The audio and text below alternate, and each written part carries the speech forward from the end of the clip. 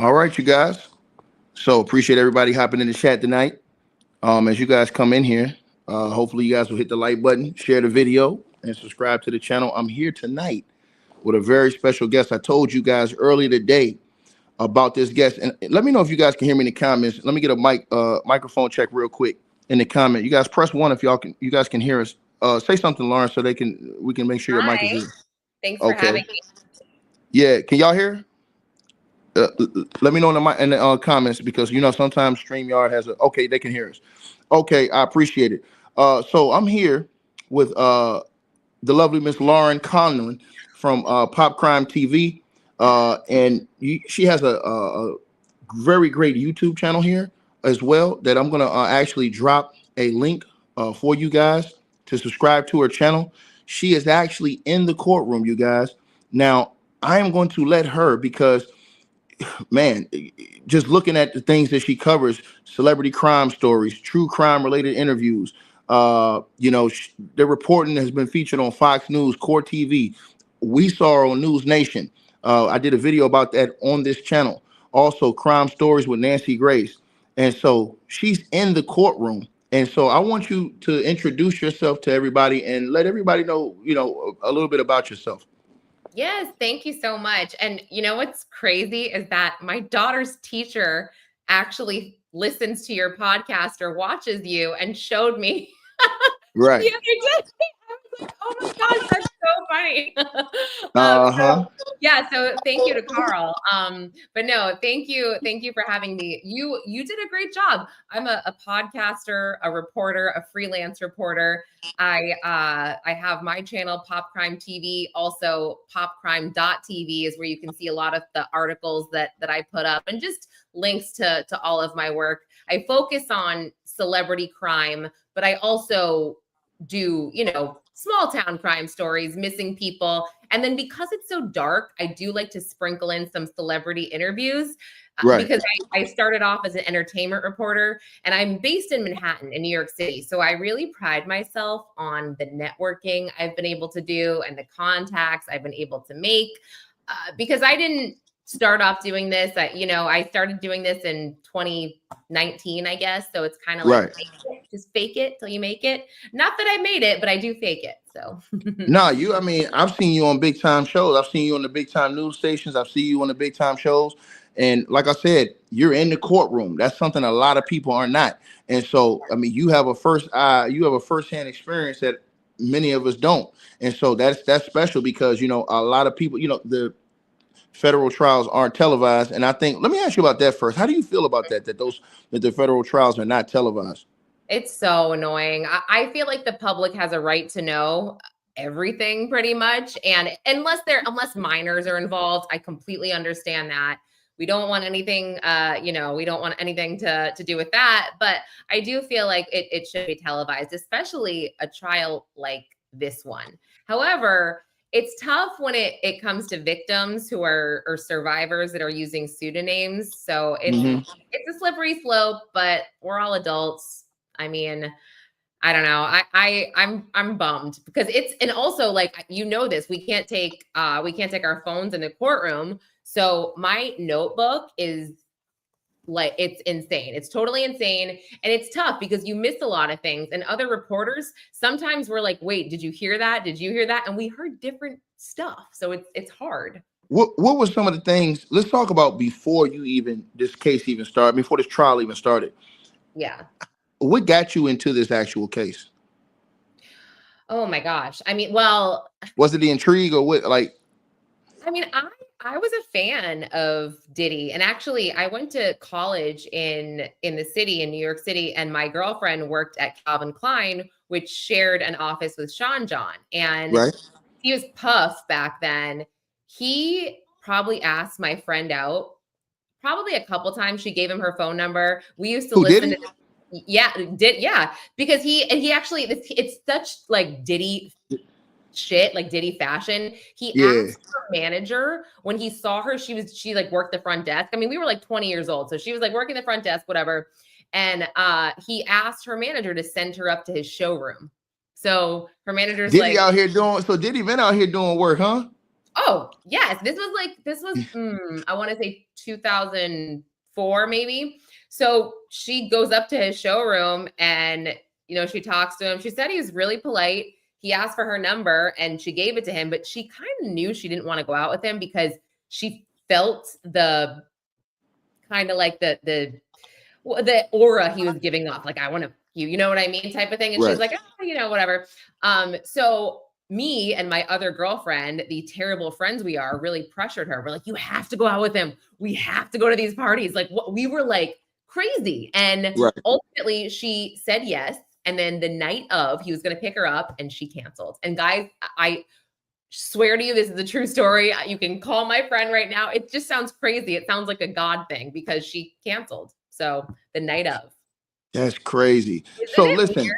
Yeah. So let me ask you this. Coming into this case, what were your thoughts going into this trial? Before the trial even started, what were your thoughts?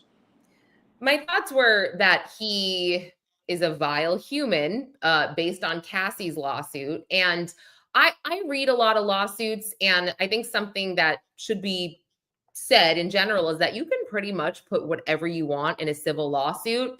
It doesn't have to be true.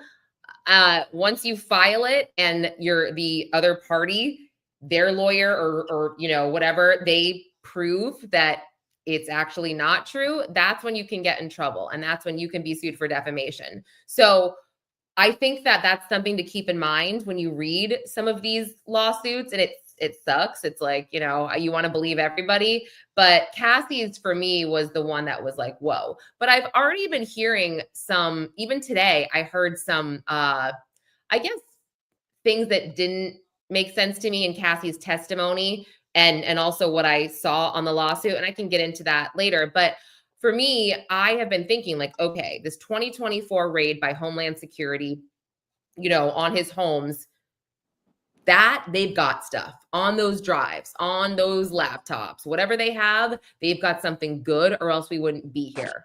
Mm-hmm. I know we're on day 2, and I told you this, we haven't seen it yet. Generally, in the opening statements, which are not, they're not evidence, and they want the jury to know that. They want us all to know that what we say right now, this is not evidence. We're just telling hold you. on. So hold on. Okay. So let's do it. All right. So because I like how you coming off. All right. So look, check it out.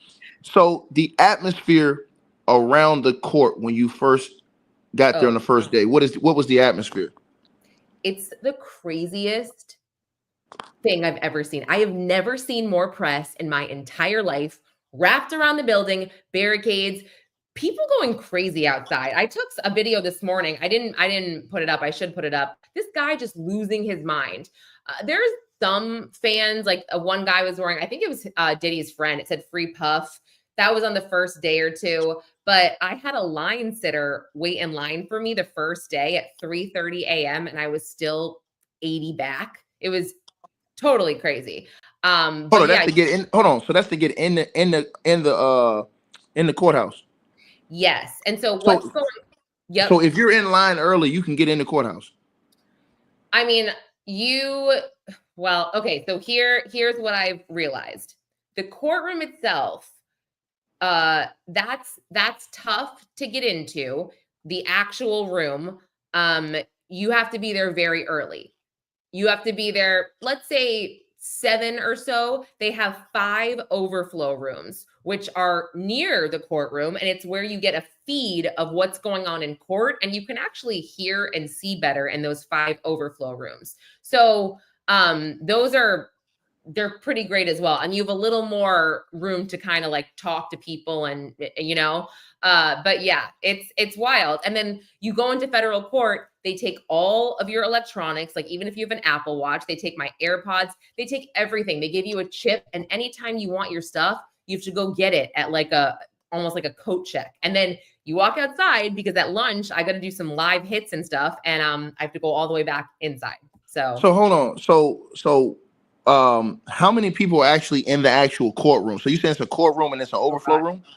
Yeah. I mean, in the courtroom itself, I mean, not including lawyers and family, I don't even know, maybe 40. I'm so bad at that. But like, that's in the actual courtroom.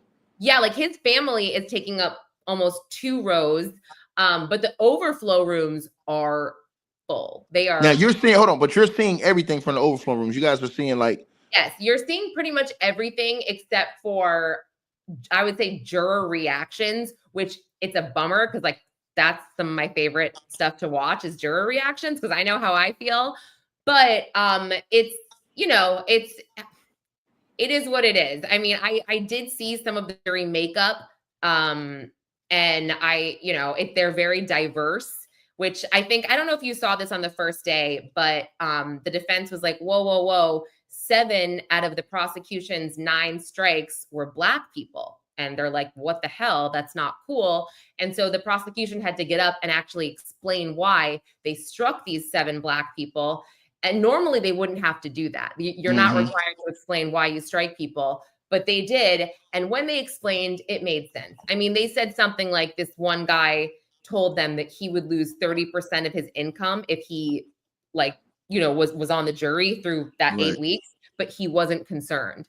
So she was like, okay, you if we already, I heard somebody else actually went to high school with Diddy. How in the world did they get through? How in the hell did you get through? You went to high school with the guy. Well, it was 30 years prior, and actually he was struck. He was one of the people that were struck. But but how did he get to the final 45?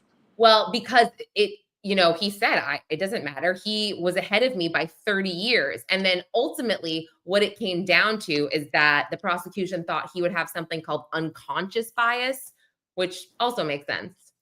So hold on. So he didn't lie on the application. He told them that he had already, and he still made it through to the last 45. Yeah.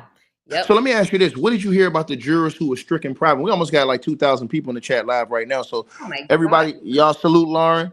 We're going to put the link to her channel in the comment section. She is in the courtroom. She does great work. You've seen her on all the big networks. You've seen her on News Nation. You've seen her on all these. So she's here with us live tonight, and I appreciate her time. And like I said, man, we're going to get some great information out tonight. So as I was saying, by the way, everybody listening to you and watching you, 2,000, I don't even know 2,000 people. That's amazing. Good for you. Yeah, like sometimes when you're in the courtroom, we have about 4,000, 5,000, 6,000 people here watching sometimes. Oh my goodness. Holy crap. Well, yeah. So, but now they're going to know, a lot of these people are going to know you, and they're going to get the firsthand information that you're putting out when you come out during those breaks. What we're going to talk about in a second. But I wanted to ask you, the jurors who got struck in at first, it was like, because they said it was about 600 jurors at first. Yes. And then they said there was a list, and the judge said something like, it looked like the Lord of the Rings list with all the celebrity names that was on that list. From that list, were they just striking people who knew people that were on that list, celebrities? Not really, because most people knew the celebrities on the list. And, I'm still a little confused at what, I mean, I have an idea about some of them.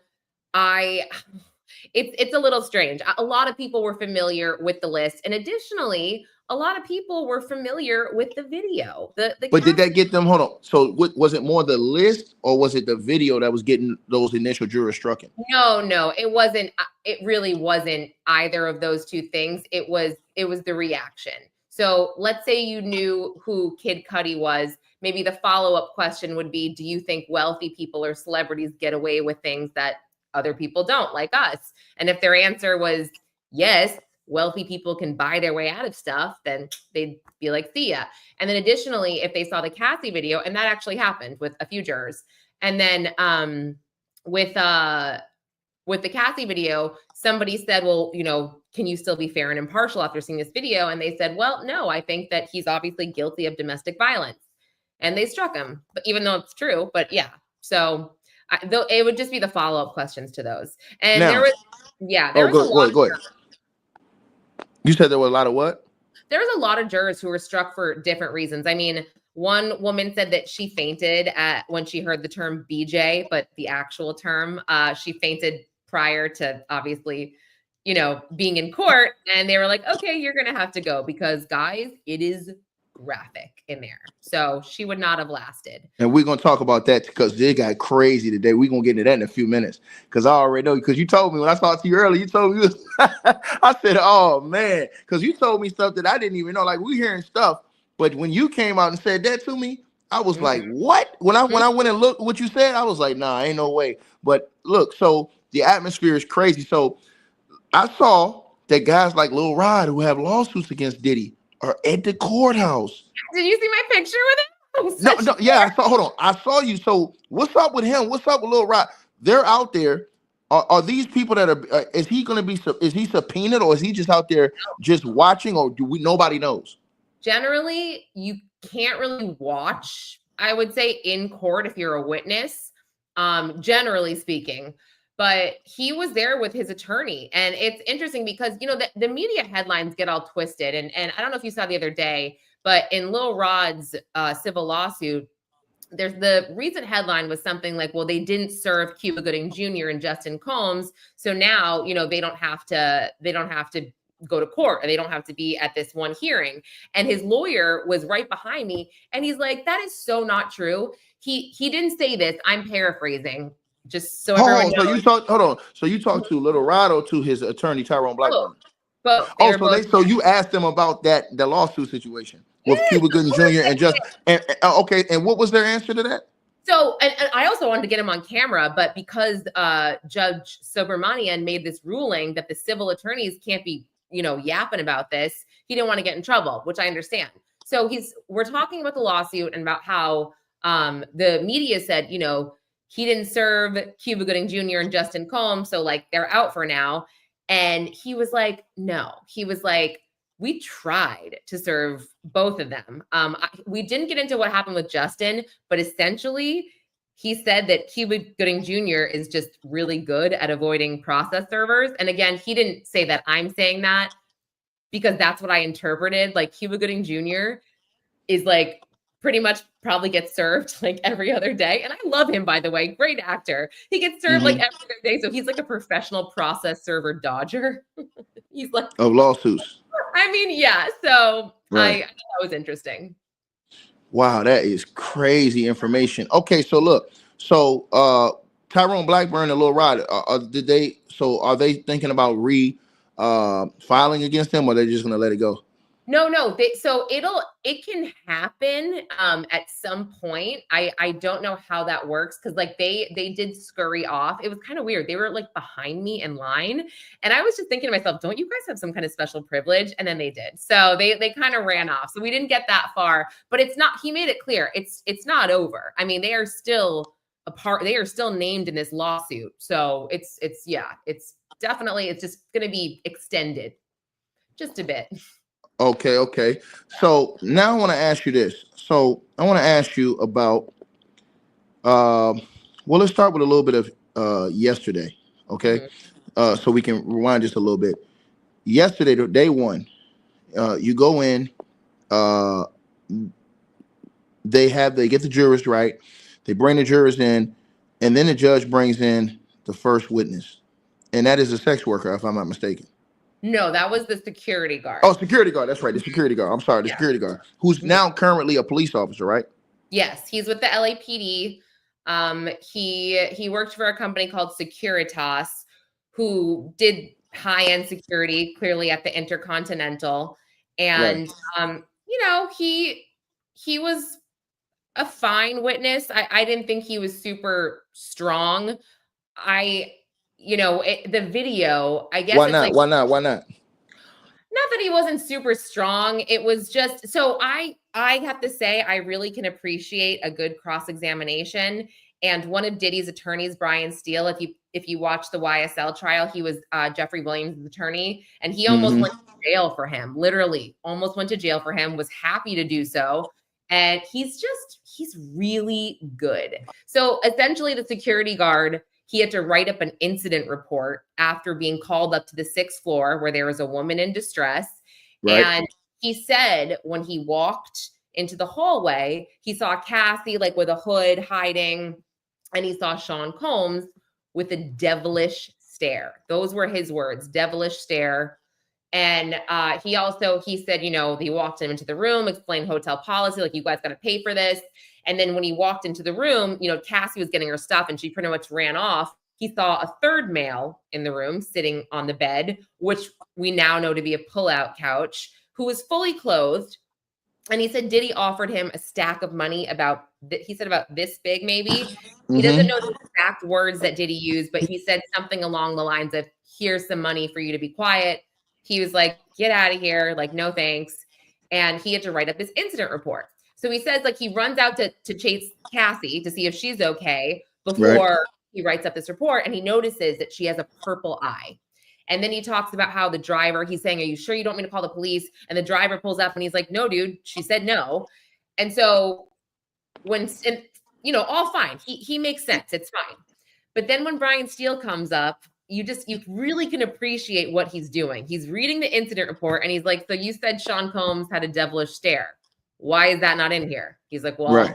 I don't, include all information. I get that. He's like, you said Cassie had a purple eye. Why is that not in here? Well, I don't include every piece of information. And it's true, but he's really making us wonder, well, is this guy's memory as good as he's telling us it is? And then the last part was, you're telling Diddy that he owes all this money because he broke the vase and this and that. And then you said, after you said that, he walked into a room with a stack of cash. So is he offering, alluding to the fact that he could have been offering to pay him? He wasn't. He wasn't trying to pay for the stuff. He was obviously trying to bribe him. But Steele did a great job of planting that in our heads. Now let me ask you this question. Because see, now this is where me and you are going to go at it a little bit. Yes. Respectfully. So check it out. Yeah. So this guy, this security guard police officer guy, he doesn't have anything on his record that says that he is incredible.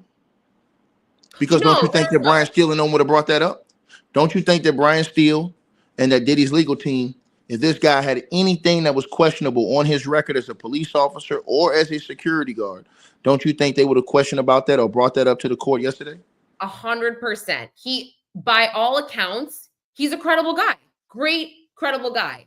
For me, my opinion, and again, I'm not a lawyer. I always look at this stuff as if I'm a juror. I'm like, yeah, I mean, it's not that he would be dirty or anything. I mean, he was very much a stand-up guy. He did not take this bribe money. I just felt like his memory might not be that good. And that's my opinion. I don't have any rhyme or reason behind it, except for the fact that a defense attorney did his job. And I'm sitting here thinking, he's right. He saw what he saw. But in the back of my mind, he kind of stumbled on some of his words when he was put in this position to explain himself. Whereas, and we'll get to it, the escort or the male stripper, Daniel Phillip, he did not. He was very much, when they would try to trip him up, he was on it. He was like, right. So yeah, I thought yesterday, just by reading, I thought that Brian Steele did a great job. I think he's a great time. I'm watching him. He does a great job in the courtroom. I don't know if he's, the next best thing ever, like they trying to make him out to be, but I know he's very good. I can see that he's very good. And I thought yesterday he did a good job. But I also thought that witness, if there was anything doubtable about him, the defense would have called. They would have, they did their research on him. They checked out his background. They checked every single thing about him to check his credibility. And to me, his credibility is going to be A1. Why? Because he didn't take the money. He could have easily taken. Think about this. Somebody comes to you with $100,000 large cash money for a video, or you didn't see anything. Most people that's working security at a hotel, what do you think he's making? 50, 60,000 a year? Yeah, you're right. You can make that right then. And then think about this, Lauren. How many years ago was that? That was in 2016, right? Yeah. So we're in 2025 now. Think about this. We've gone 9 years, 8-9 years. He could have tried to say, hey, Diddy, I still got this tape, or reach out to his team. Now it's not worth 100,000 now. Now it's worth a couple millions because this tape gets out. Because remember, when Cassie came out with her lawsuit, a lot of people were doubting the allegations that Cassie had made against Diddy when she said he was doing all these things. But remember what happened? When the video was released to CNN, now everybody backed up and was like, whoa. Without that video, if he never turns that video in, this thing is. And then Diddy paid the $30 million. The day after he pays the $30 million, the day after she drops the lawsuit. I mean, something else that is actually incredible. And by the way, if he did take the money, I don't know if they necessarily would have put him on the stand, but what he did do and why this is also crazy, and it totally adds to what you're saying here about him being a good guy and a credible guy, is we actually had to watch. He recorded some of the video from his cell phone because he didn't actually have access to it. It was like a passcode thing. He didn't have the access to the passcode, so he couldn't download it himself. But he said he wanted to show his wife because she wouldn't believe him or some of the other security guards. So he downloaded or he recorded, it was just like 2 small parts. But the fact that nobody saw that since, and he actually did keep it a secret, is pretty incredible. And there is some laughter because it's like he's talking in the background, and he said something about Cassie. He was like, "Yo, hold on. So you guys, yeah." hold on. So you guys actually got to see that video too? Oh, 3 times we saw the video 3 times yesterday. One time it was like frame by frame. There was a couple parts that I hadn't seen, and and then we saw his version, which was the same because the defense is like, "Oh, it's sped up. You guys are altering this video," and we saw it. Maybe it was a little sped up when you saw it, circulating on social media, but this was pretty much what I remember it to be. And man, it doesn't get easier to watch that video. Like, it's really awful. And I don't know if you saw this, but the defense actually said that this whole thing was a fight about Diddy's phone. They said something like, pay attention. When you watch the video, you'll notice that Diddy comes at Cassie, whatever, at a certain point, he walks away, and then he has his phone in his hand because he went at her to get the phone. However, I didn't buy that it was about the phone, only because, because he then lunges back at her at a certain point. So I was like, all right, Right. Yeah. So my bad, I got 3 people on the screen. I So, was like, it's me. It's me. So, that's incredible. So let me ask you this. So you're in the court. Mhm. They play that tape when he's doing his testimony. Mhm. You can't really see the jurors. I could not see the jurors from this angle, unfortunately. Now, But let me ask you this question. Mhm. So what is the reaction of the court when they're watching that video, and everybody that's watching around you? What's the reaction? I mean, it's half and half. Some people are a little bit desensitized to it. Me and a couple people that I happen to see, we are just like, ooh, oh, like it's just like when he goes back to kick her and then drag her, it's like, come on. Or like when he's running, I mean, I feel like I'm in a horror movie or something. It's just it's awful. So I think it's a mix. A lot of people have seen it so many times that they don't care. Some people look away, and then some people are like me, and we're visibly kind of shaken. So it's it's not pleasant. Wow. So it was kind of, you would say a mixed reaction. I would say mixed reaction. Yes. Wow. And so let me ask you this. So, man, yesterday, Yes. leaves the security guard, comes in the first sex worker. Yes. Now, what is the break down his testimony? How did you see him? Okay, this guy was, his name was Daniel Phillip, and he was actually the manager of a male review club, which was basically a strip club for women in Times Square. This is about in 2012. He says he gets a call from his manager, and his manager says, hey, we can't find anyone to go do this like stripper bachelorette party thing at the Gramercy Park Hotel. Do you mind doing it? And he's like, no problem.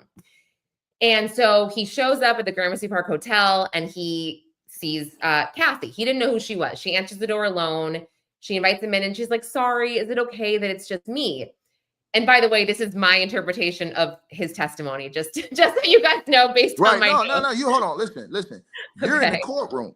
I ain't in the courtroom. You in the courtroom. So you the eyes and you the ears right now, Yes, but just so everybody knows, like, I will be paraphrasing some of this stuff based on, what I've written down. So do not take this word for word.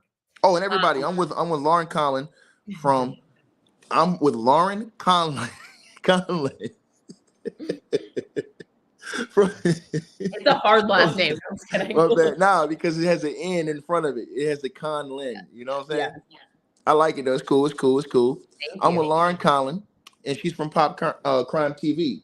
And you guys can go subscribe to her channel. We have almost 4,000 people live in the chat right now. So make sure you my guys goodness. hit that like button and go subscribe to her channel. And she's in the courtroom every day.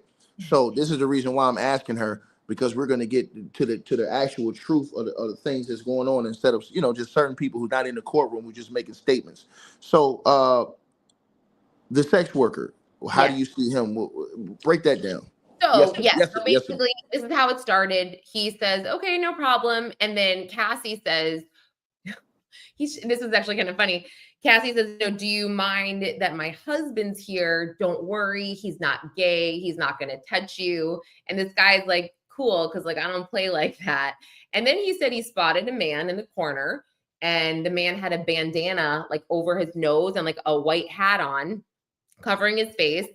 And from there, it wasn't really explained what they would do, but then he explained to us that they started rubbing baby oil on each other because Cassie said, let's massage each other or something like that. And then from there, Diddy watched them have sex while am I allowed to say that on your channel? Sorry. Yeah, listen, we ain't got no bars over here. We telling the truth. Okay, so I will just say the correct terms, because I said BJ. I wasn't sure if I should say it. But yes, so they had sex and Diddy masturbated.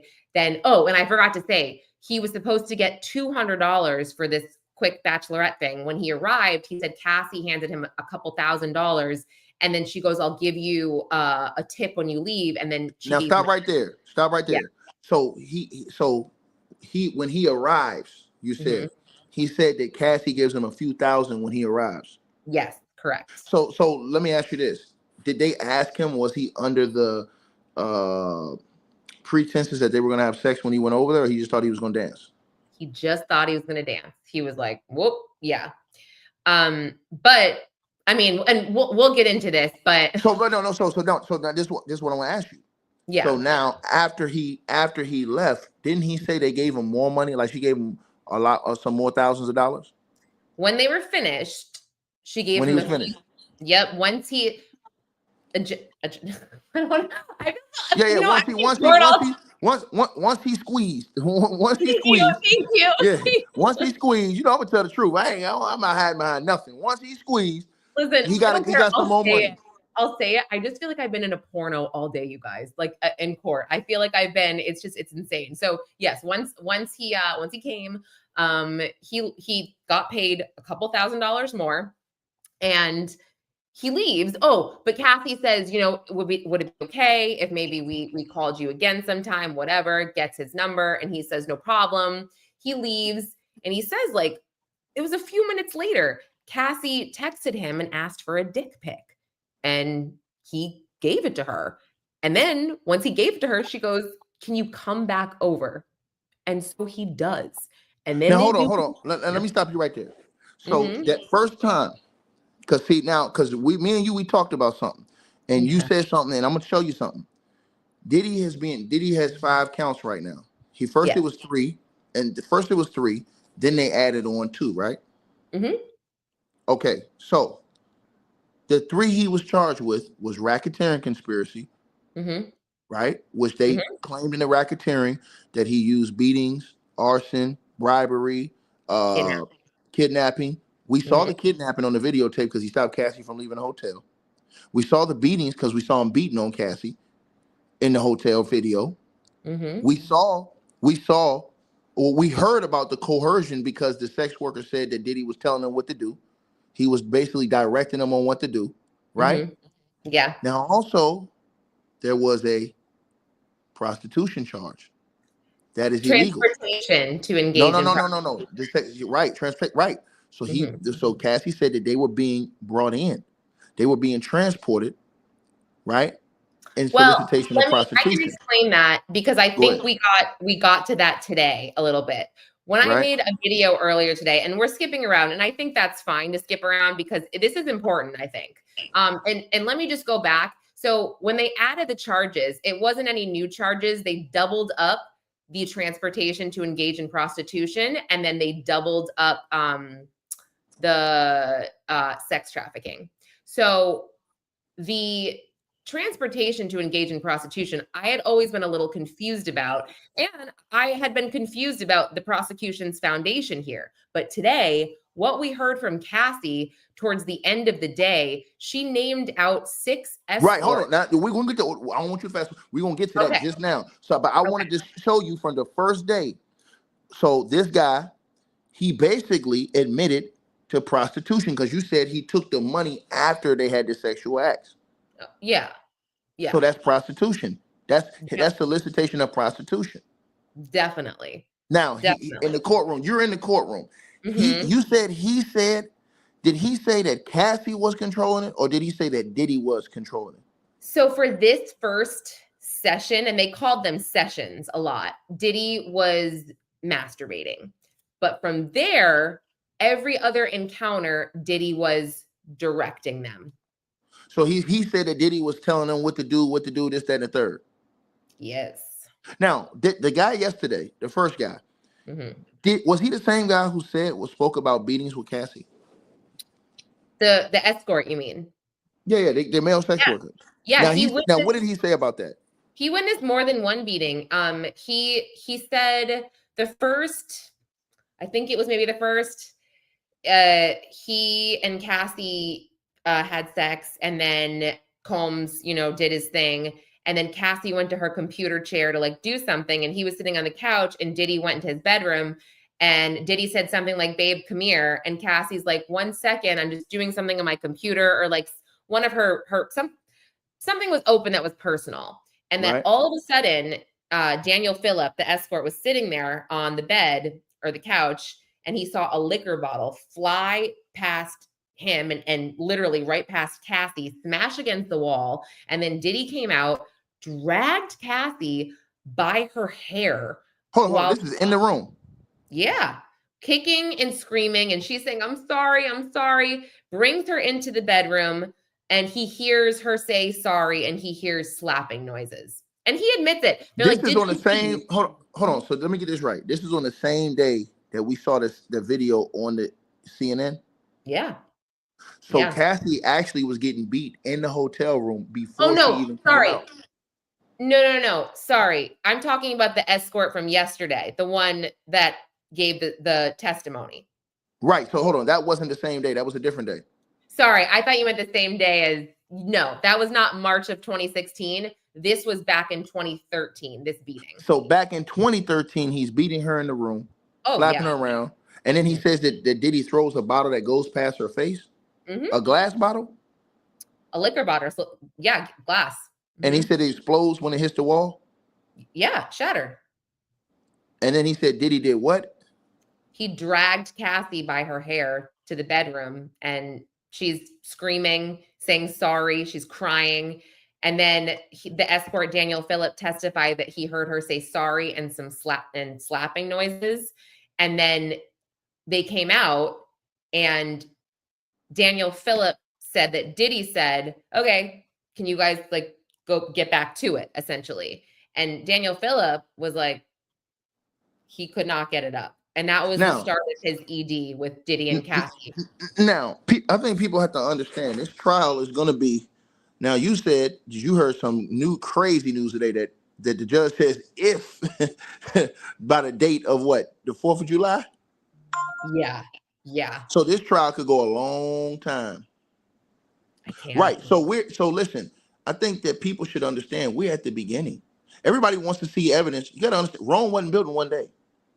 From what you see in the courtroom, does it look like the feds are trying to paint a picture from the beginning? Because I noticed that they talked about when Cassie first met Diddy and how she met Diddy. It's like they tried to paint a picture of how he met her, when he met her, because they said he met her, I think, when she was 19.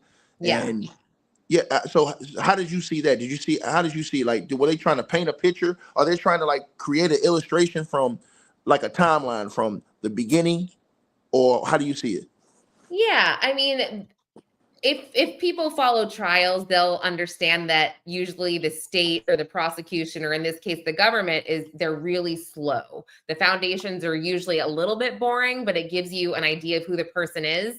I was kind of happy that they kind of skipped through Cassie's, like, how did you grow up? Are your parents divorced? Blah, blah, blah. That I appreciated that we didn't have to listen to. I felt like, yeah, they set the tone for the fact that she met Sean Combs at 19, and he was this really powerful guy. She had a boyfriend at the time. She ended up signing with him. And they I don't know how much this is going to help their case, because they really made it very clear that Cassie was in love with him. And he took advantage of her, in my opinion. But Cassie kept kind of saying, like, I did a lot of this stuff because I wanted his attention. I wanted to be with him. So let me ask you a question to that. Mhm. Let's get real about something. I want to ask you a question. Yeah. You're a woman, right? Yes. So if you're married, Yes. if you're married and you have sex with your husband 99 times, and one time you tell him no and he takes it from you, what's that? I mean, that's rape. So that means that the 99 times you said yes don't mean nothing, right? I would. I mean, no. Technically, I'm asking. no. So what I'm saying. This is what I'm saying. So what I'm saying is Yeah. that the feds are gonna say, and I believe they have evidence that they're gonna say the time she said no, she didn't want to do it anymore.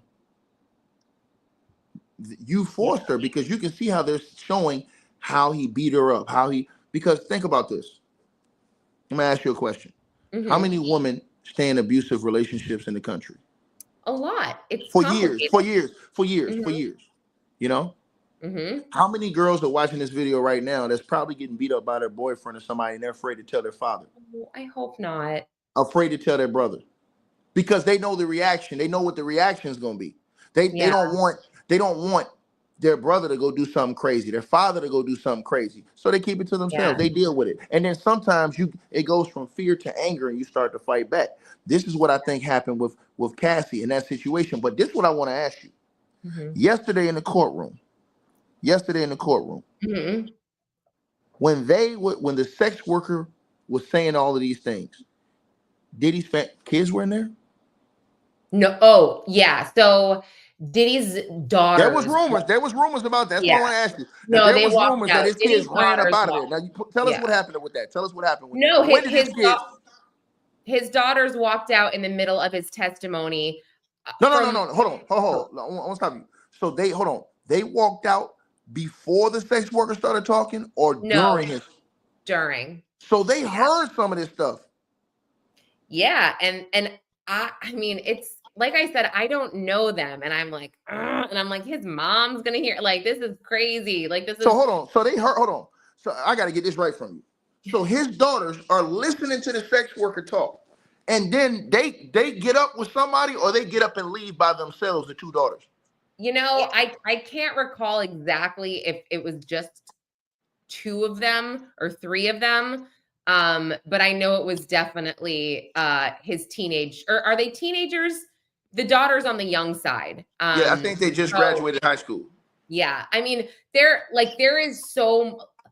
so much going on, and it is so difficult to catch all of it. But even today, when the defense didn't want the jury to see Cassie pregnant, I got really confused. I was like, wait, what's happening? And then all of a sudden it's like, nope, she's coming in. They're going to see her pregnant. They didn't want sympathy, for Cassie. But so hold on. So, but back to yesterday, those daughters heard some of that stuff that this guy was saying about the sex and everything. They heard some of this testimony about their father and stuff like that, and the things he was doing. They heard some of this stuff yesterday.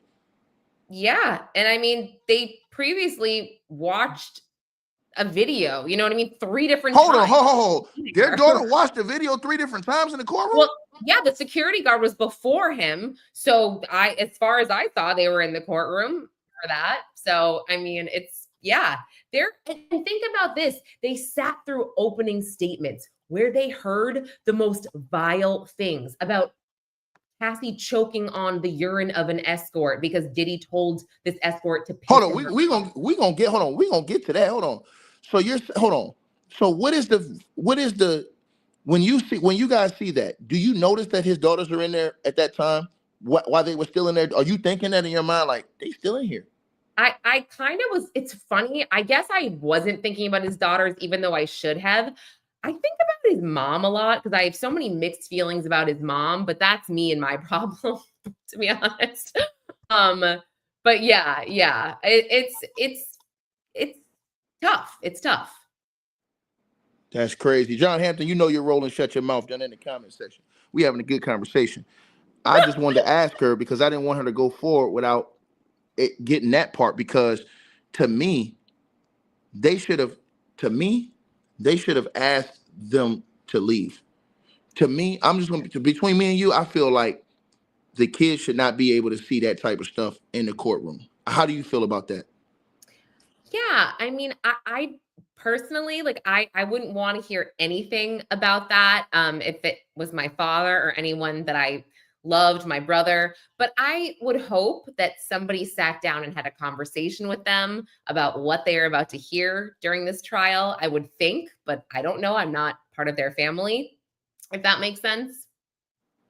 That's crazy. So Yeah. how is the court reacting when they're seeing that video at first? Like the courtroom, it's just all the people that's watching. It was the same that I noticed. It was like half and half. Some people are desensitized and some people are like, So it was people in so. there crying when this was going on? I didn't see any tears except from Cassie today. Oh no, so yesterday you didn't really see any tears or anything like that. I did not. I did not. Okay. So they go through that yesterday. Now let's get to today. Mm-hmm. There's a couple of rumors I want to dispel with you, whether you can confirm it or whether you can deny it. You know what I'm saying? Okay. Mm-hmm. And so first rumor was the judge crying today? No. People The were saying judge? that the judge was crying during Cassie's Who said testimony. the judge was crying? A lot of people. They said he called like a break because he was crying. I didn't believe it, but that's what they said. What? No. That was really going viral. No. I need to know who, like, where? That was all Hold over. on. I'm looking this up. Yeah, that was all over. Like today when I was live, people were coming in, a drove of people saying, "Hey man, they had to freeze it because the judge was crying. People were crying in the courtroom." No. I mean, maybe people were crying with Cassie, but the So that's cap. judge wasn't That's a lie. crying. That's a lie that the judge was crying. Let's get that You can't have a solidified judge now. cry. Like, that's crazy. Listen, I thought it was crazy. I'm asking you because people in the comment section were saying it, and I couldn't believe it.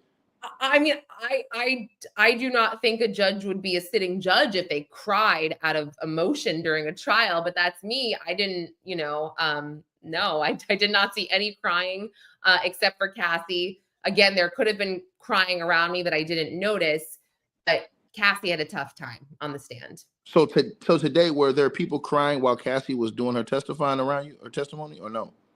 I mean, a lot of us were kind of like, man, that's sad. Man, that's awful. But I didn't really see tears. I think it was very reflective for Cassie. A lot of the stuff she was saying, she was obviously very embarrassed at a lot of things she had to say, but it was also, she was incredibly genuine, how she truly loved him. She truly loved him. And he really controlled every aspect of her life, and she really wanted to please him no matter what, even to the point where we were shown text messages about her really like not kind of saying like he kind of knew she wasn't into the freak offs. She was getting tired of them, and she sent him an email like, I really want to talk to you about the freak offs. But she also said that she did these because at the end of these freak offs with the escort or whoever, she would get alone time with Diddy that she really craved and she didn't get. I'm sitting here and I'm like, this poor girl, like, you got to treat her like this. Like she has to go have sex with someone else just to get alone time with you. And she, they have a 17-year age difference. So, she's saying all this and she sends him this email, like, I want to talk to you about freak offs. And then he says something back, like, I knew it. You're so predictable. You don't want to do them anymore. And so she takes this as like, oh no, if I don't do them, he's going to Hold on. find So someone let's else. hold on. Hold on. So let me ask you something. I don't want to cut. Mhm. So you're saying, because we didn't see this. So in the court today, they were showing text messages and emails, because I read something about a text message. Yeah. And this is what I wanted to ask you about too, because this is very important. I read something today in the transcripts. Now, there was a back and forth.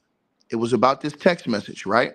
Hmm. So apparently, you remember in the opening statements, Diddy's lawyers basically said something to the point of, oh, well, she's the only one that has the tapes that's going to be shown in this trial, not us. The tapes or videos from this trial is going to come from her. But Yeah. something happened today, I heard during in the transcripts I read, Hmm. that they said, or Cassie had some type of proof of a text message that Diddy threatened to release one of the sex videos of her. Hmm. Is that true or false? Yeah. She said she No, was no, I'm black. saying that. So there was a text message that said no. Did she say that, or was there a text message that Diddy sent to her that threatened that she was going to release the videos? So if that was said, I left about 40 minutes early, I want to say. If that was in a text message in those 40 minutes, I did not see it. However, I heard her say that she was afraid that he would blackmail her with one of these videos, which is another reason why she continued to do these freak offs. Now you said you saw text messages or text messages in emails today. Both. We saw emails Okay, and so text messages. okay, so let's go over what are some of the text messages you saw first. So the text messages we saw, it wasn't anything too wild, but it was setting the foundation that Cassie wanted Diddy and Diddy wanted her to sleep with other people. So we saw a text message. Oh, and then we also saw a text message of him trying to set up an FO, a freak off. Yeah, obviously you know what an FO is, in a different city, amplifying the transportation to engage in prostitution. But then, yeah, the text message we saw was Cassie, like sending him a very vulgar text message saying, I want to F you. And then he said something like, and I wrote it down, but he said something along the lines of like, well, do you want me to call someone for you? And she said, what are you, crazy? I want you. So that, again, it says a lot, I think, in terms of their relationship. So the way you see it, the way you're saying it, I don't want to speak for you. It seems like she really loved him and wanted to make him happy, and he used her basically.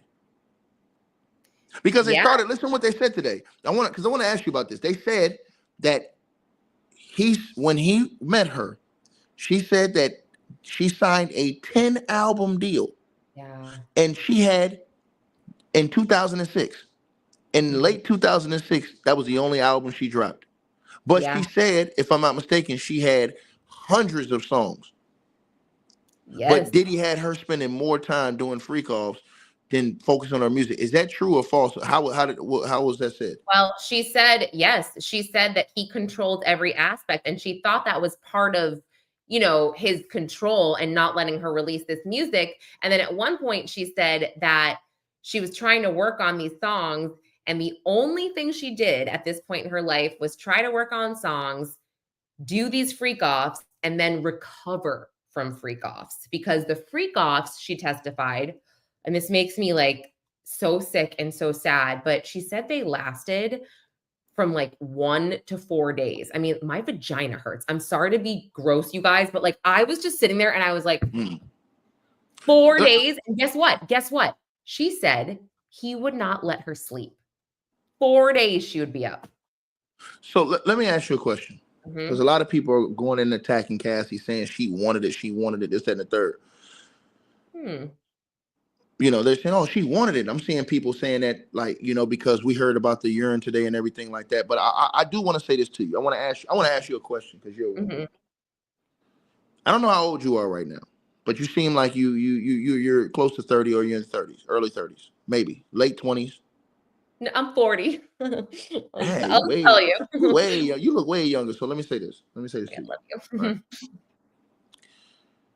When you were 19, 20 years old, how did you think versus when you were 27, 28, 29?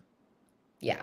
No, no question. No, I'd be so different. Cassie said it perfectly a lot in a lot of her testimony. She would say things like, I didn't have the words to articulate what I meant. I was so young. I think about that. I was a moron at 25. I'm so different now. You have more confidence as you get older. I guess you can speak for yourself and feel like not feel bad about sticking up for yourself and what you want. And I really respected her for saying that. Like, I wish I could have done things differently, but also she would reiterate, I just loved him so much. So it was tough. Now, the Fed said that he controlled in the indictment, right? So I want to read this to you real quick. This is the first part of the indictment, because everybody's saying, "Oh, this doesn't sound like anything that's in the indictment." But I want to ask you, because you're in the court. Yeah, So yeah. the first paragraph, right? And everybody's in here. We're having a conversation, so you guys can understand. We got 5,000 people in here. We're having a conversation, so I love the conversation me and Lauren are having.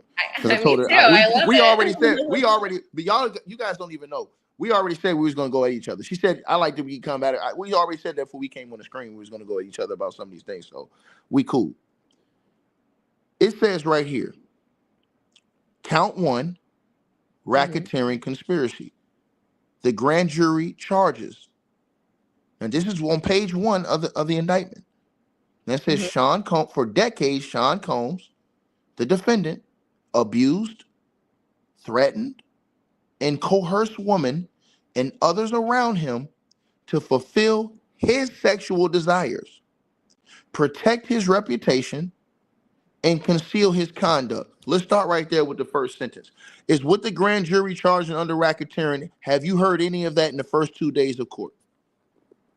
Yeah, I would say kind of. I mean, first of all, you know this as well as I do. A grand jury will indict a ham sandwich. So I don't think it's that difficult. But I think we are hearing a lot about his inner circle and we heard a lot about his bodyguards today. We heard about D-Rock, Roger Bond, some of the other names I forget. But yeah, we're hearing, yes, we are hearing this.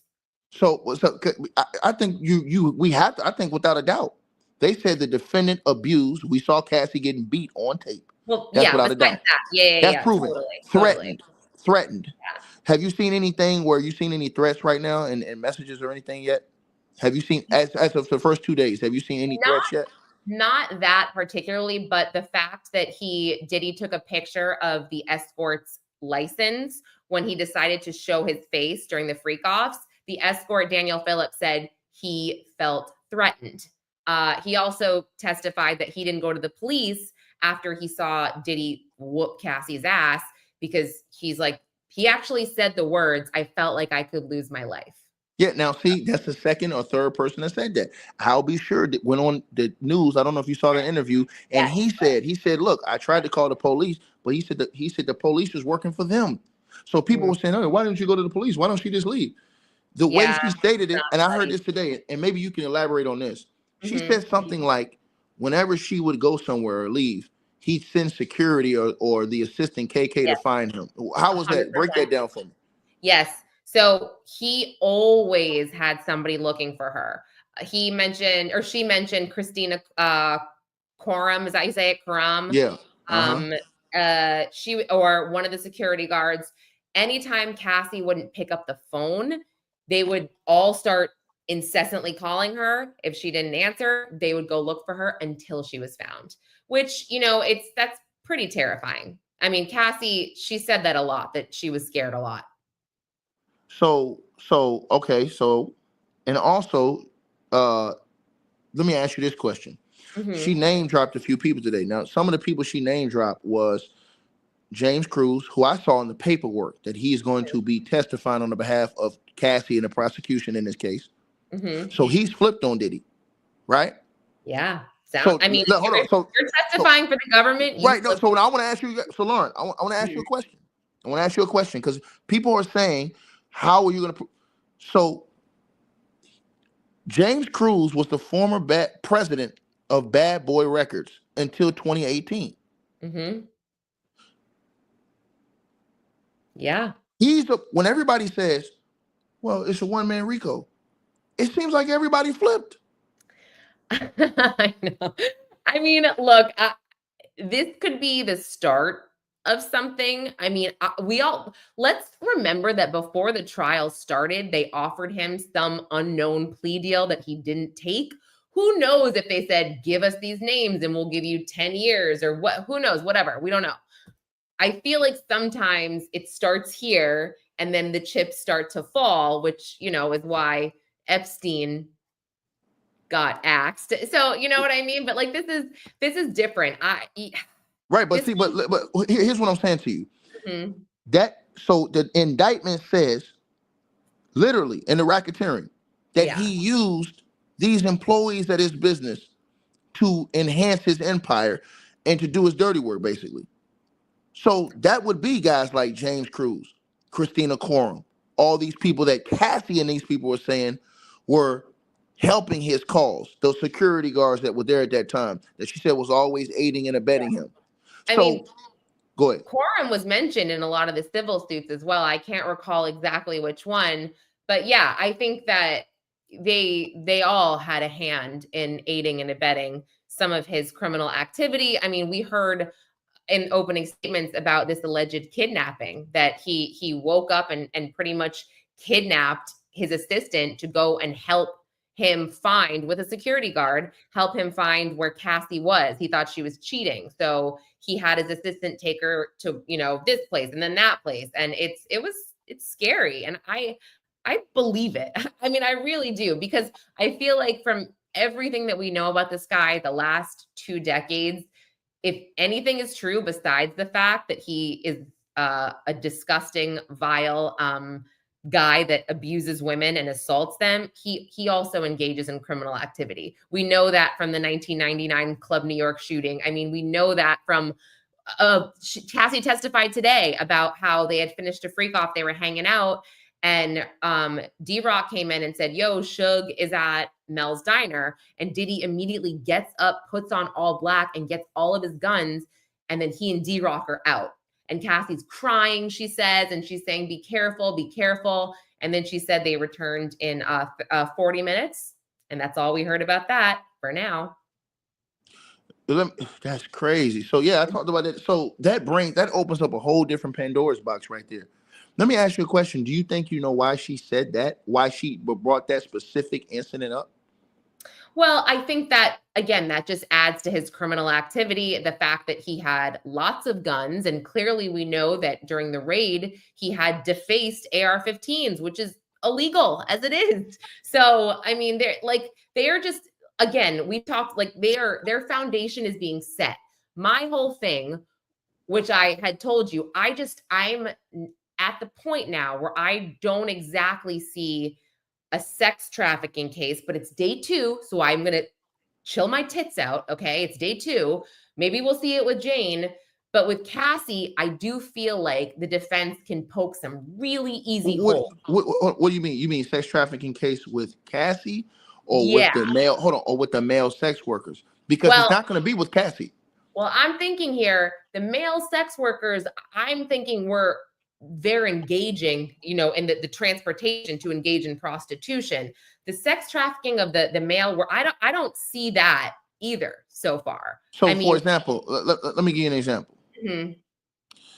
The sex trafficking can go like this. He takes Cassie from state to state. Yeah. He's paying for all of Cassie's bills, things like that, right?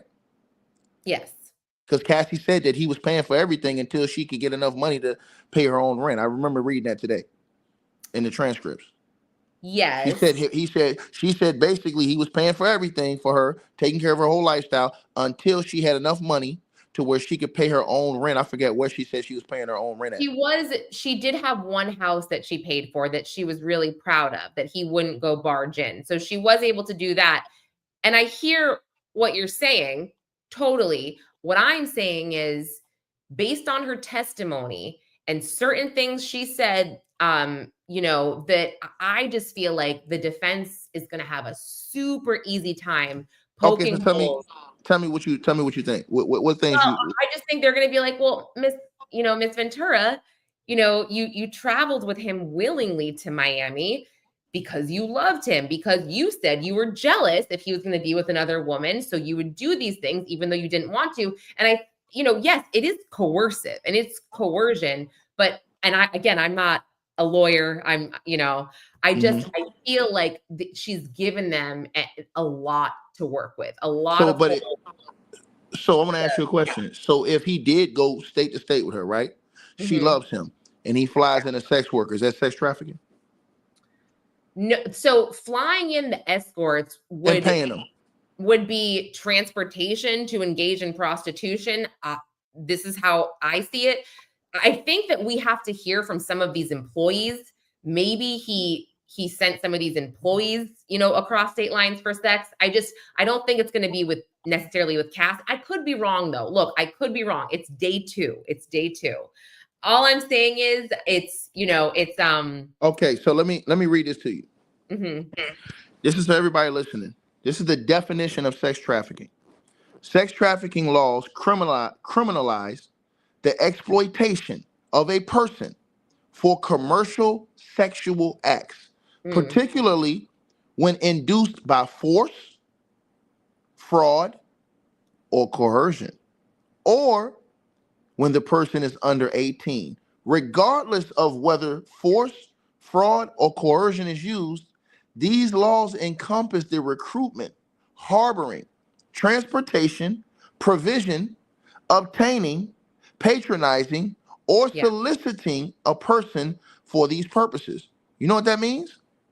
And it says a commercial sex act. Key elements of sex trafficking laws. Commercial sex act. Any sex act where something of value is given or received. So when Diddy flies a sex worker in, pays him to have sex with them, that's sex trafficking. And that's also solicitation of prostitution. Solicitation of prostitution is me calling a person and setting up an operation where I'm going to pay you for sex. See, and then the force, fraud, and coercion. That's why they put that inside of the indictment. The coercion. You said you heard that in court today where the sex worker said that Diddy was instructing them on what to do. Right? Yeah. And I believe coercion plays a huge part in all of these victims and survivors. 100%. Now, what about the force? It's just, will a jury feel that way? I'm asking you, so what about the force? Now you said the force. Yeah, so I guess with Cassie, we've seen her testify and we've seen it ourselves, physical beatings. So far, again, unless I missed the last 45 minutes, we haven't seen him use physical force sexually on her yet. But I think that's coming. I do think I think when it says force, it covers all those parameters, meaning yes. I force you, like for example, if you don't do this, I'm gonna do this to you. If you don't do what I say, I'm gonna do this to you. So I'm forcing you to do something, right? Yeah. So that's if you say, listen, because Cassie said this. She said that the first time he introduced her to the freak offs, and I thought it was crazy because she said today too, she said the first time she did oral, he introduced her to oral. Yeah. She said that today in court. So that lets you know what time it was right there, right? She was very innocent before him. Never did drugs either. She's like smoked weed and drank some wine. I mean, she was really innocent. Let me ask you this. I'm glad you said that. She said something today about a Molly being or X pill or Molly being put in her Gatorade. Oh yeah. What did she say about that? Tell me what she said about that. Yeah, they made sure to point that out just in case she got, crossed over that. But she just said at one point at some party, she drank from her friend's Gatorade bottle and it was laced with Molly or ecstasy or something. And she got high. But she didn't do it again after that until Diddy. So hold on, let me get that right. She didn't say that Diddy did that to her. No. This was like they're basically saying like Miss Ventura, you never did drugs before. And she's like, no, I just smoked weed, had some wine. And then, oh, by the way, actually this happened once, kind of like an afterthought. So she wouldn't get pegged during cross-examination. Okay, I'm glad you cleared it up because a lot of us thought that it was Diddy that they were saying that did that to her. Yeah, Because no. he's had people who, one of his co-artists said that they used to spike women's drinks. Mark Oh, Curry said this. He said yeah, they would spike these women's drinks without their knowledge, and it yeah, would make them, put them in a certain mind state. So from and I only have just a couple more questions for you, but yeah. because we got 5,000 people in here, but I just want to ask you this, right? So you listening to Cassie today, Mm-hmm. if you were a juror, would you find her testimony believable? Oh, yes. I mean, listen, I feel incredibly sorry for her. I mean, guys, like you've seen her. She is so pregnant. If any woman out there knows how hormonal you are regularly as a woman, and then you add a baby that you're carrying with two other small children, and you're on the stand talking about the most humiliating time in your life, and also the most hurtful time, the most painful time in your life. I mean, it was it was hard. And I just got a little, I mean, you saw my video. I think I stepped out of court at one point because the prosecutor, Emily Johnson, was going so hard on baby oil that it was mind-blowing. It was like, get to it. What are you trying to tell us with this baby oil? I have never in my life seen anything like this. There's got to be something in this trial besides corroboration. I swear to God, if all we're doing with this baby oil is having other witnesses corroborate that he used it for freak offs, I'm gonna be Well, very I, upset. I But think I think Lauren, what you said, because Cassie said something today. She mm, said one of the drugs that she was using was yeah, called GHB.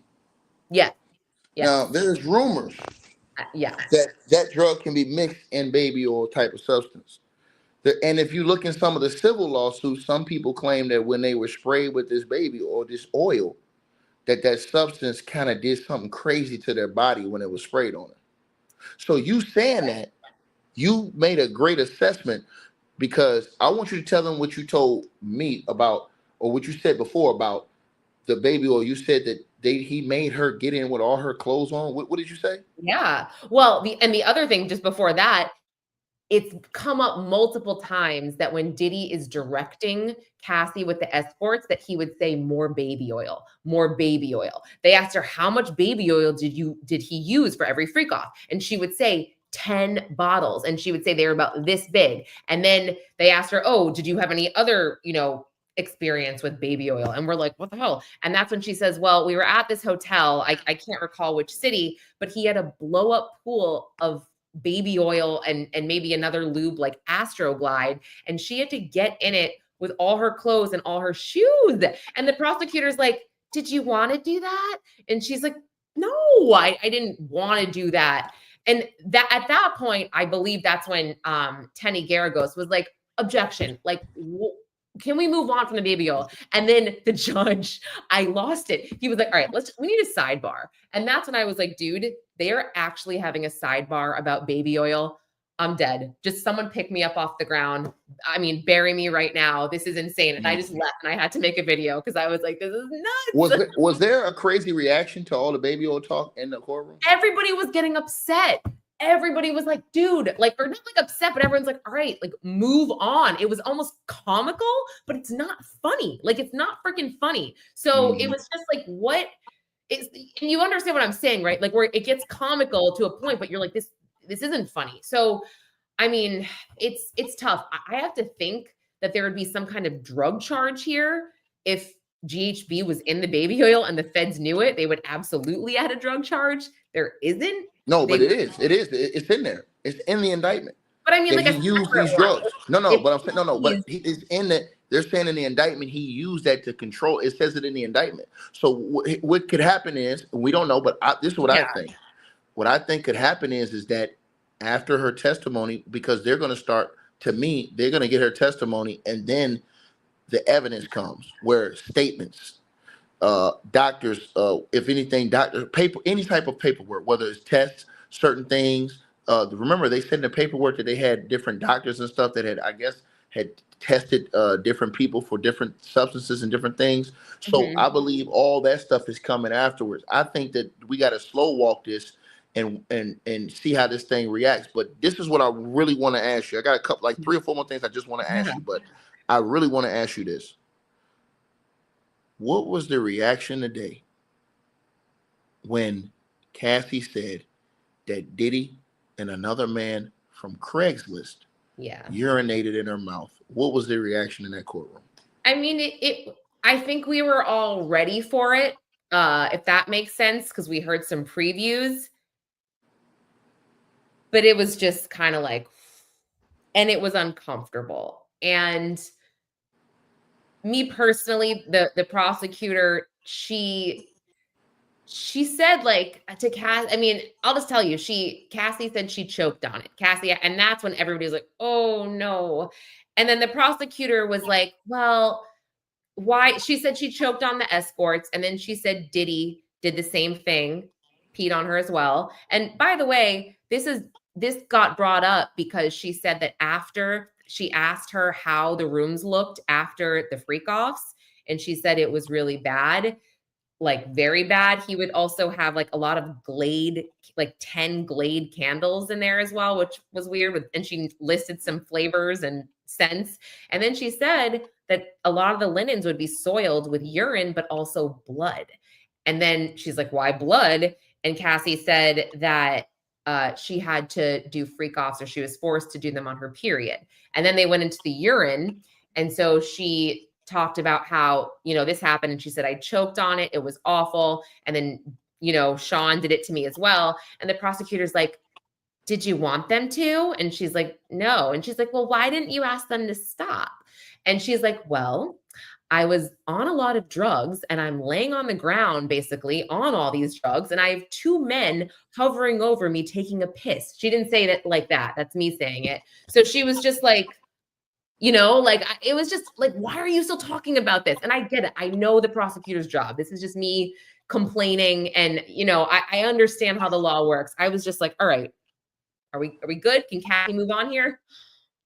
Mm-hmm. Hey, so that's crazy work. So let me ask you this, because I hadn't heard too many people talking about this at all. Mm-hmm. When Cassie gets up there to take the stand, you can see Diddy? Yes. Now, what is Diddy's reaction? You're going to be disappointed. But go ahead. Don't tell me you didn't see it. Okay. Go ahead. Well, I mean, he's been very stoic throughout all this. He definitely looked at her, and I think he wanted, or it seemed, this is my opinion, it seemed like he wanted some eye contact, but she was like, mm-mm. And she just went straight for the prosecutor and smiled at the prosecutor and got right up on the stand. So he was trying to. How does Diddy look in that courthouse? How does he look in that courtroom? I mean, not like anything you've ever seen. I mean, his hair, really, it's so white. And, these glasses he's wearing. And I said it the other day, but he looks like a Menendez brother circa 1996 in these crew neck sweaters. When have we known this stylish man to wear like crew neck sweaters? Like he's, you know what I mean? Like he's in an ad for the Gap or something. It's pretty wild to me to see him like that. So his reactions to Cassie was like he's basically trying to catch eye contact with her, but she would not lock eyes with him. Yeah, pretty much. And, you do try to like kind of look at him if you can see him. It's hard to see him. But like when they are saying all of these vile things, it's like you want to know his reaction, but he really has been pretty much like stone faced, which is smart in my opinion. When you see defendants roll their eyes and you see them laugh or scoff, you're like, dude, are you taking this seriously? Like these are serious charges. So I do think he's got the right mannerisms down in court. He's very polite to the judge. He does the family wave, the thumbs up. So I think that his lawyers, if this is his lawyers, I think they're training him well, if that's, a thing, and it is a thing. How do you see the judge? Do you think I don't even think he likes Diddy's team or Diddy. I don't think he trusts him or likes him. That's just me personally. Yeah, it's I'm kind of with you on that. Go ahead. Oh, hold on. See, now I'm not even in the courtroom. Yeah, Lauren, I'm not even in the courtroom, and I can tell that. But and I'm gonna tell you something before I let you go and say what you got to say. You know why I feel like that? Yeah, because I think that he felt disrespected remember when they were doing the pre-trial hearings for the Mhm. bail, and there was this whole notes thing and legal pass thing, and Diddy Yeah. was complaining saying that he took my legal notes. But then when they came back, he kind of got mad and went right at Diddy's lawyer and said, "Hey, was legal written on those notes before?" And Diddy's lawyer said, I don't know." He said, "What do you mean you don't know? You're making this big fuss and argument, and now you come in here saying when we all knew he knew that legal wasn't written on those notepads." And I think from then on, the judge is just because the judge has pretty much screwed him every way he can in this case. Every motion that he wants, denies. The discrimination thing, denies. All those things, denied. So what makes you think, from what you've seen, that the judge not feeling him? Yeah, well, I think that's a good point. The judge definitely felt like he might have been deceived. I think we all were a little confused by that whole legal pad thing. And I think Diddy's lawyers might have been a little confused as well. I think they kind of felt like they all got the wool pulled over. But I will say his rulings today were I guess a little bit more fair in my opinion, but generally he's kind of been ruling with the government. I think that before the trial started, Diddy had submitted a motion, or his team had submitted a motion to get rid of the two transportation to engage in prostitution charges based on racial bias. And at first I was like, "Oh, that's BS." And now that I think about those charges, I'm kind of like, hmm. I mean, I feel like they're kind of reaching there, and this is horrible to say, but like how many like hedge fund guys or like loaded guys will go on a trip, they've got a lot of money, maybe they hang out at a certain spot where they pay these women and they fly the women out to meet them, in wherever, Miami for the weekend. I mean, they don't get it's just I feel like I go back and forth, but I think that yeah, some of the calls when you hear the objections and you're like, well, you could have sustained that one, but he doesn't. So he just so I mean his reaction to Diddy's team is not like an ingracious reaction. Like I like you guys. Like I have a you know he's how do you see his demeanor? That's what I want to ask you. Well, he's cool. Like he's a chill judge and he runs a tight courtroom, which I appreciate. I was in Harvey Weinstein 2 weeks ago, and that judge is so lackadaisical. He doesn't start on time. He gives like hour and a half lunch breaks. This guy is like, we are starting now. We are going through everything we need to go through. You get 30 minutes for lunch. That's it. And then we're out of here. So it's like I just felt like, what was it? Before, I think some people were asking about a jury note or a jury letter. So I think there has been some concern about the videos that we're going to see because they are basically pornos. And so they were, I guess I believe, if I heard correctly, because I was kind of half paying attention, but they want to seal some of these videos for like jurors only to watch privately or with headphones, and they want to I guess seal them from the press and from the public in the courtroom. And I think a jury member had brought this up, if I'm not mistaken. Don't take that for fact, but because again, I was half listening, this was very much at the start of the morning, so I need to go back and look into that. But that is But what. no. So but that's not the same. There was one juror, and I don't know if Mhm. you saw this. He said he was going to file. He was going to do an exhibit on this. If something happened with a juror, did they lose a juror today? I think Like that it was was something last. about a letter. It I was thought that something was about a last letter. week. That could have been No, last. this news came out today. Oh, It then was maybe something I. about a juror and a letter. It was a letter and a juror today. I don't know exactly what it was, but today it was something with a juror, and it was a letter. I think that either the juror wrote or somebody wrote, but it was also that they said that they're going to put something in exhibit as evidence. You didn't hear about that today?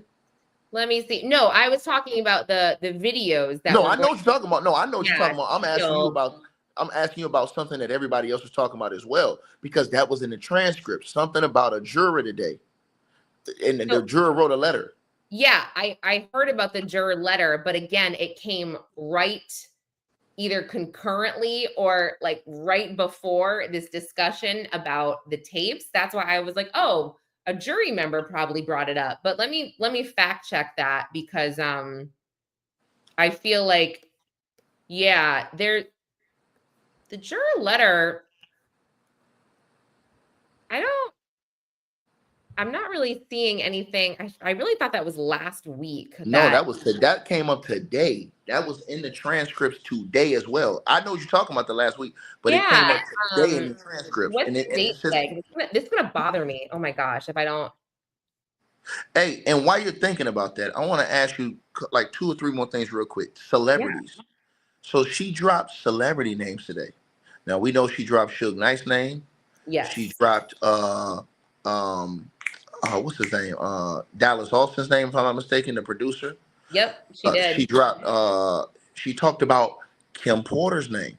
Oh, Now, why do you yes. think she brought up, because this where I'll be sure maybe leak in my opinion. Why do you think she brought Kim Porter's name up a couple of times? Well, she only brought up Kim Porter's name because there was a photo that she was shown, and she had to point out who everybody was. And when she got to Kim, you know what she said about Kim that I found interesting? She said Kim Porter was Diddy's ex. And then she stopped. And there's like a pause. And then the prosecutor almost went on. And then she goes, oh, and the mother of his kids. I was like, definitely still feeling a little insecure or jealous of Kim, I think. And that's not a dig at Cassie at all. She was in love with Diddy. And Kim Porter, Cassie went to Kim Porter's funeral where Diddy called Kim his soulmate. So, yeah. So I thought that was really interesting, the way she kind of spoke about Kim, kind of like, oh, she was just an ex. Just an ex? Diddy said it was his soulmate, the mother of his children. I mean, I was like, ooh, that's interesting. Do you think anything like about that, her name will come back up in this trial? Kim, I mean, listen, I love a good conspiracy.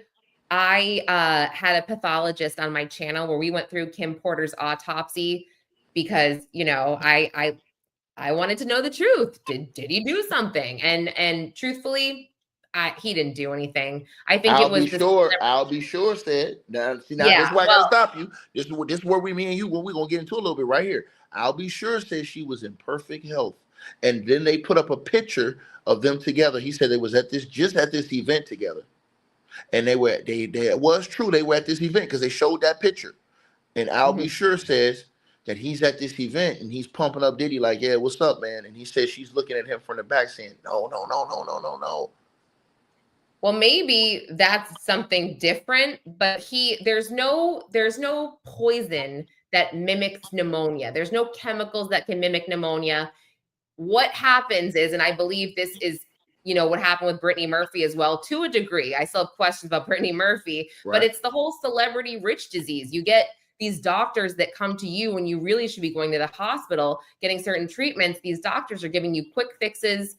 They're giving you Z-Packs. And when Kim was so sick with this pneumonia, her autopsy report, I mean, her lungs are like furry, yellow and furry, and she gets a massage that day. That is awful. So she's going weeks, okay, without getting treated. Weeks, okay. Additionally, she did not live a healthy lifestyle with Sean Combs. The constant drug use, the malnutrition. I mean, all of this combined, unless somebody messed with her autopsy report, which again, I'm fine with acknowledging that. I told you I love a good conspiracy.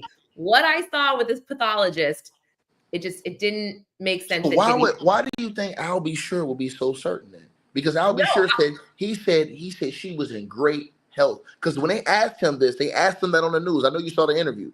And he as soon as they asked him, he says, no, she was in great health. She could have been. Again, but not. Also, how does he know she's in great health? Is he the doctor with her looking at her? I mean, I can tell my husband I'm in great health, but he doesn't see my actual charts. He doesn't see that I have high cholesterol. So he can say that all he wants. And maybe she was saying, no, because she's scared of whatever else. But like I said, I think that it had a lot to do with maybe a weak immune system. There's not a poison that mimics this. What happened? So let me ask you this. So why you say that? So then what happened to I'll be sure? I don't know enough there. I mean, listen, I have thoughts How about does how did Kimberly Al be Simmons. sure? How did Al be sure out of the blue all of a sudden get hooked up in tubes, fighting for his life? I That's all. agree. I'm just asking a question. That's all. I'm just asking you a question because what you said about Hmm. Kim, and like I said, I haven't looked at none of the paperwork. I'm just saying what Al Yeah. said. Al said she was perfectly healthy. Shortly before that. That's what Al said. I'm not close to them. I don't know them, so I Yeah. can't speak on that. But then when you look at Al said all of a sudden he just got tubes in his throat, tubes in his mouth, out of the blue. Listen, I like to talk about what I am pretty certain of, I guess, or things that I've actually looked into. I have Hmm. not looked into his death. Uh, so I will, I'll put that No, aside. I his have incident, looked in. his incident, he's not dead. His sickness. You said Wait, his what did you death. say? No, you said his death. He ain't dead. His Sorry, sickness. whatever, the illness. Sorry, Yeah. his illness. I'm just saying, like, I don't know enough about that. I just know about Kim Porter and what I feel. But like I said, I mean, she was abused. She was hurt. I feel like she did not live a super healthy lifestyle with Diddy. And I have thoughts about Kimberly Simmons, her house being lit on fire after she spoke out Mm, about Diddy or supported Cassie. Like I have thoughts there that I don't necessarily want to put out into the universe just so I don't, right. get in trouble. But like I said, I love a good conspiracy, but I love the truth. And when I feel like something is the truth, I'm gonna say it. I'm gonna say it. But yeah. One of the last questions I want to ask you, and this is one of the Mhm. biggest ones: subpoenas, celebrity witness or witnesses. Yeah. Sorry. I What thought you said have you heard? penis at first. I was Have you like, heard? Have you heard any of these things? Have you heard about any of these things? Subpoenas, people being subpoenaed potentially, witnesses who may speak. Have you heard of any of these things creeping around the courthouse? so I think that a lot of us thought during opening statements they were gonna bust out this scroll and say, J-Lo's gonna come on the stand and Shine's gonna talk about this and blah blah blah. LeBron, whoever. They didn't, but that doesn't necessarily mean anything. Uh, Perhaps they did not do this because they don't want to create some kind of frenzy when there already is a frenzy. Uh, but I have to think that somebody in his past that is high profile is going to testify. I have to think that. I do. Under alias, or I mean under Jane Doe or pseudonym, or under their real names. I think they'd have to testify under their real name. But because unless they're a victim or a survivor, I just don't know if it would be publicized. Okay, so Yeah. man, that's something else. So you being around the courtroom. So have you seen any other celebrities there, or not really? Just Yeah, I people. mean, his not like there's no celebrities there, but his inner circle is there, like his publicist is there. I mean, yeah, but definitely Is he's Christina on. Corum there?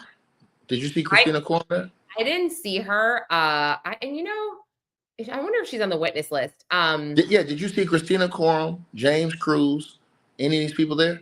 No, we saw Christina's picture Wow. And today. you said, hold on, and you said, so hold on, I'm gonna ask you a question because you said something that sparked my mind just now. So Mhm. you haven't seen Christina Corum, you haven't seen James Cruz, No, you haven't seen Jennifer Lopez. no, Have you seen Kid Cudi? no. Have you seen? Man, that's crazy. So you said, hold on. So let me get this right. You said that the most of the people that are going to testify or going to be subpoenaed to testify, they're not supposed to be in the court, basically. No, but no. Yes, you're correct. They should not be in the courtroom if they're going to testify. Wow. So the Mhm. fact that all these people aren't there adds more suspicion to this entire situation. Well, J-Lo, I don't think would No, I sit ain't saying through, her, but I'm just yeah, saying in his general. I'm trial, saying in but general. I'm saying in yeah. general because when you think about it, at some point in time during this trial, they can subpoena anybody. They send you a subpoena to come. You got to come testify. Yeah, I mean, generally the witness list is submitted beforehand to the courts, so they should already have that. Like, yes, you But could. I just hold on. But that's not. But let me ask you this question because something Mhm. happened today, and you should know about this. They said that they wanted to remove Cassie's husband from the courthouse. Now, Well, if that's he different. now explain that to me. Why is that Well, different? they might call him. So she wanted him there for moral support. God knows why. I probably wouldn't want my husband to hear all that, but God bless her. But the defense was saying, well, we may call him as a witness because during discovery they found threatening text messages from her husband to Diddy at a certain point. So they may want to use that. They're not sure. So basically, they said that he is admitted in for certain portions of the testimony. So hold on, but is he on the witness list?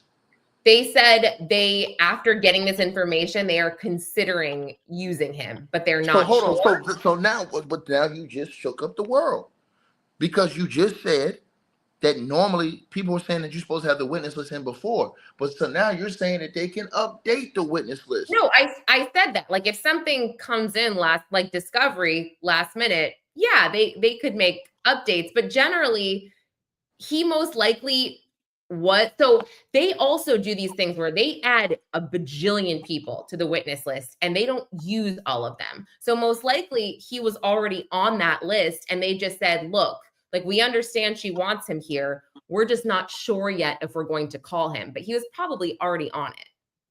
So he was in there today when she was testifying. Yeah. And what did you notice him? I didn't look. I'm sorry. I know. And like, you guys have to understand, like a lot of the time, like this is me. I'm just Okay, trying to get yeah. like all the stuff. So yeah. Hey, anything that you have going on right now that you want to plug? Because I'm going to tell everybody, you guys have to go subscribe to Lauren's channel, and I'm going to put a link You. to her channel, and I'm going to pin it at the top of the chat right now for everybody. I'm going to pin it at the top of the chat, but tell everybody a little bit about what you have going on, or if you have anything, if you have any books or anything you have coming, or anything you want to speak about. I so appreciate you. Thank you. Well, you can follow me on YouTube, Pop Crime TV. I have a podcast that is on The Outlier. And oh my gosh, Dolores, thank you so much for saying that I don't know a lot. No, I'm just kidding. I just happened to notice the chat. Sweet people. Totally kidding. But yeah, you can follow me there. You can follow me on Twitter at Conlin_Lauren. I have 3 docs right now out on Fox Nation if anyone subs to those. Blake Lively and Justin Baldoni, that drama. The Karen Reed case, and Luigi Mangione. I'm all over that. If you watch Crime Nation on CW, I'm on the 2nd season of that. But yeah, I just thank you so much for having me, and I'll just keep going. I'm like I said, I don't know what I'm doing, but I try really Now, hard, and yeah. here's the thing I like about her channel, you guys. And I pinned a link to her channel at the top of the comments. So all you gotta do is click that little tab and then subscribe to her channel right now. But I like that you always put those short updates. So if you go to her channel, you guys, she comes out of the courtroom during the breaks and she gives updates on what's going on. And I thought you get very really detailed updates, and I thought it was good that you did that. So like I said, a lot of people are saying that they're subscribing to your channel now in the comments. So yeah, you guys got to follow her. Oh, and where can they follow you at on social media, on your Twitter and things like that? Yeah, my Twitter is Conlin _Lauren, and then my Instagram is Lauren Emily Conlin. And yeah, no, I appreciate you guys so much. Thank you, thank you, thank you. And yeah, you're amazing. I don't know. You're so good. How do you do this? You're so We gonna good. listen. Teach me. I'm a boss, you know what I'm saying? But we're gonna, hey, listen, we're gonna link back up probably in a week or so. I'm gonna try to link back up with you to get a new update because I want to see what your thoughts are in like a week or so after we get more, information and things like that. Now, let me ask you this: do you think that Cassie's testimony is gonna go all the way through tomorrow too? What's the feeling on that? Oh yeah, yeah. They haven't even really gotten into some of the. Right, we ain't not Kid Cudi situation, none of this stuff. No, So she's gonna be there for a while, right? Yes, I would guess maybe till Thursday or Friday because of the cross-examination. But yeah, I definitely not done tomorrow. Or no, it's so hard to say sometimes. She's so pregnant. I feel like they want to get her done, but Nah, but it depends on it because when they cross, then they may want to come back again and say something else and ask more questions, and then you never know if somebody comes up or some evidence comes up or things like that. So these mhm. trials can go crazy. Like you said, the YSL trial. How long was that predicted to go? And that went for Oh like my, a year, right? that trial is shameful. I don't even know. That was one of the longest trials in history, actually. I love Lil Woody. I'm so obsessed with him. He made that trial so good. So how that trial went almost a year, right? Yeah, definitely. I mean, you could have built a school with So you the think, but funding. you don't think this trial will last that long, do you? No, no, no, no. This, like I said, this judge is hardcore. He wants his summer. He wants to be out of there. Okay. Well, I appreciate you. Everybody, y'all go subscribe to her channel. Thank Lauren, you. Thank you comment, to everyone. You're all great great. work, Except for the girl that told me that I don't know a lot. Everybody else man. is great. No, I'm just kidding. You ain't gotta worry about her. You don't have to worry about. Trust me, I'm not worried. But You got I just happen to see it. So yeah, you got a couple of hundred subscribers already. I'm seeing it right now on your channel. So you guys make sure y'all all click that link. It's pinned at the top of the live chat and go subscribe to her channel. And you guys can go check her shorts, her updates. And so tomorrow you're gonna be. What time are you gonna be at the courthouse tomorrow? I'll be there, yeah, in the morning. So Okay. All right, yep. then we're gonna be looking out for you. Okay. Okay. Thank you so much for having me. It was nice to meet Uh, you. nice Yeah. to meet you too. I appreciate you coming in. All right. Okay. Thanks. All Bye. right. All Thanks right. for Bye. having me. Okay, no doubt. Salute everybody for coming in. Y'all already know what it is. And again, man, I salute everybody who supported the stream as well. All of y'all, everybody who supported stream. I appreciate all of you guys. I thank all of y'all, and much love to all of y'all. And this was a great show tonight. Great show. When we come in, we have conversations on this channel. I want everybody to understand that. So when we go back and forth, me and Lauren had already talked about that. So this wasn't like an interview. This is a back and forth conversation. And she told me she wanted me to challenge her and she liked the challenge. So you guys don't hear that. You guys say, oh, ticket. Da, da, da, da, da, da, da, da. You guys don't hear that part before we come in. We've already had conversation before we even came in to chop it up with you guys. So again, I'm gonna try to get more people that's attached to this situation on throughout this case to get different perspectives, especially from people that's in the courthouse. And so, yeah, I see y'all in the comments section. Y'all some little instigators in the comment section talking about Tisa, man. Y'all instigators, man. Y'all some real instigators on YouTube, man. Tisa knows she fire. She fire, she doing her thing, salute to her. Straight like that, you know? And I mean, that's what we do. We salute. You know what I mean? And we keep it pushing. Hey, your lady gonna come in my channel talking about something. Hey, take it, Tisa got a man. Well, I ain't even ask you about that. I ain't ask you about that. Yeah, y'all crazy. Salute to her man. You know what I'm saying? Salute to her man. You know what I mean? Y'all they gonna come talk about something. Hey, ticket. Hey, ladies come here talking about, nah, ticket, she got a man. I'm like, hold on. You know what I'm saying? I can't give props. It's be a whole lot of people hating. I can't give props. I'm not no hater. I'm not gonna be a content creator that's out here hating on somebody else when they doing their thing. She doing her thing. You know what I'm saying? It is what it is. Yeah. So, but Tease, I know you listening. Salute. You know what I'm saying? Straight like that. And shout out to Big Gene Deal too. I heard Gene shout me out today on this channel. Big shout out to Gene, man. People over going back and forth with Big Gene, man. Come on, man. Y'all stop playing, man. Y'all don't like brothers being righteous and telling the truth and standing on business and being honorable. Come on, man. That's sad, bro. That's sad, man. Real talk, man. We got to have more unity and stuff like that. Everybody ain't going to agree on these issues all the time. These are facts, but you ain't got to disrespect somebody and stuff like that. People going around here disrespecting people, calling people, disrespecting these people, calling these women out their name and stuff like you don't even know them people. So, yeah, y'all let me know what y'all think, man. Salute to everybody in the building, man. Shout out to everybody showing love, supporting. We're going to be in here tomorrow, bring that heat for y'all. You know what I'm saying? You said, yeah, but, yeah, she going to, but, again, y'all know what it is, man. Salute, man. I'm going to holler at y'all, man. Scream at me.